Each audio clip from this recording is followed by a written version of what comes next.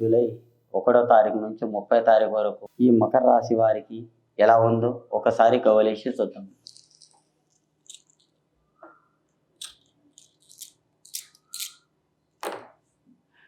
మకర రాశి వారికి చూడండి, 1, 2, 3, 4 బోల్తా పడ్డాయండి. 4 బోల్తా పడ్డాయి, ఒకటి చిత్త పడ్డదండి, ఒకటి చిత్త పడ్డది. చూడండి, మీ దగ్గర డబ్బు ఎక్కువ నిలబడదండి. డబ్బు ఎక్కువ నిలబడదు. మీ చేతుల డబ్బు ఆగదు, నోట్లో మాట దాగదు. ఏదైనా మాట వచ్చిందా ముఖం సూటిగా చెప్పేస్తారు, వెనక ముందు చెప్పేవాళ్ళు కాదు. నిజం చెప్తారో అవతం మీకు వస్తుందండి. ఒకరికి మీరు ధర్మం చేస్తారు, కర్మ మీకు వస్తుందండి. మీరు ఒకరి గురించి ఆలోచిస్తారు, మీ గురించి ఎవరు ఆలోచించాడండి.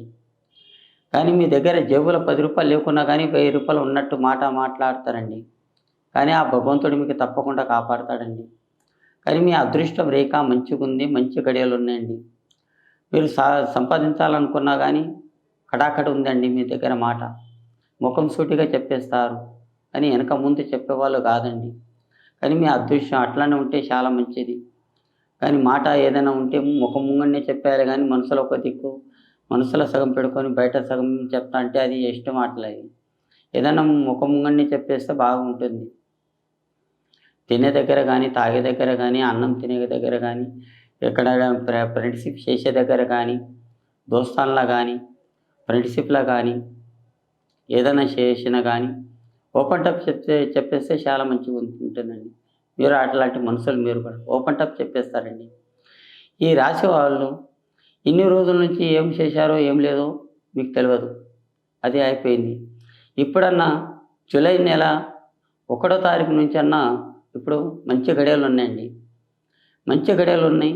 దీనికన్నా అవకాశం పడుకోవద్దు, కాపాడుకోండి.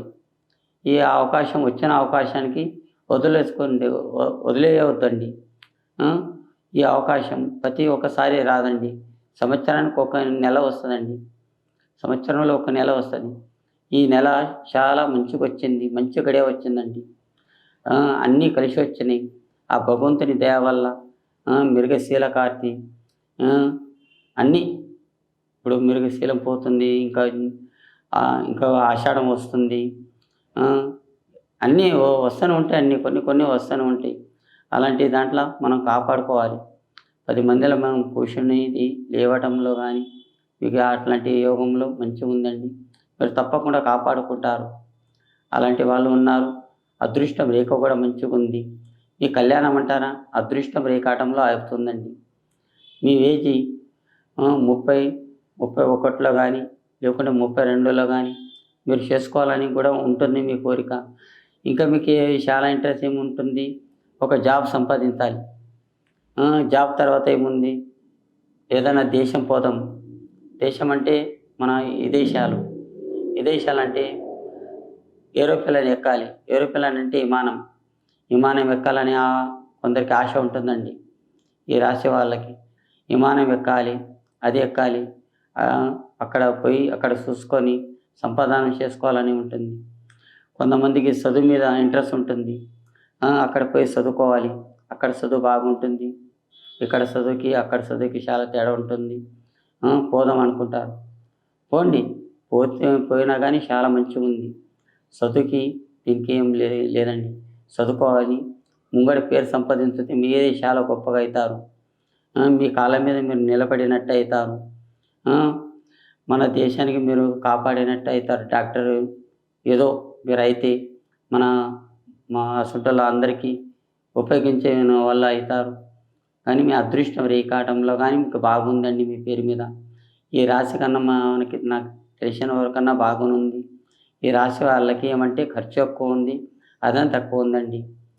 మీరు ఒకరికి 10 రూపాయలు సహకారం చేస్తారు, కానీ మీకు ఎవరు సహకారం చేయరండి.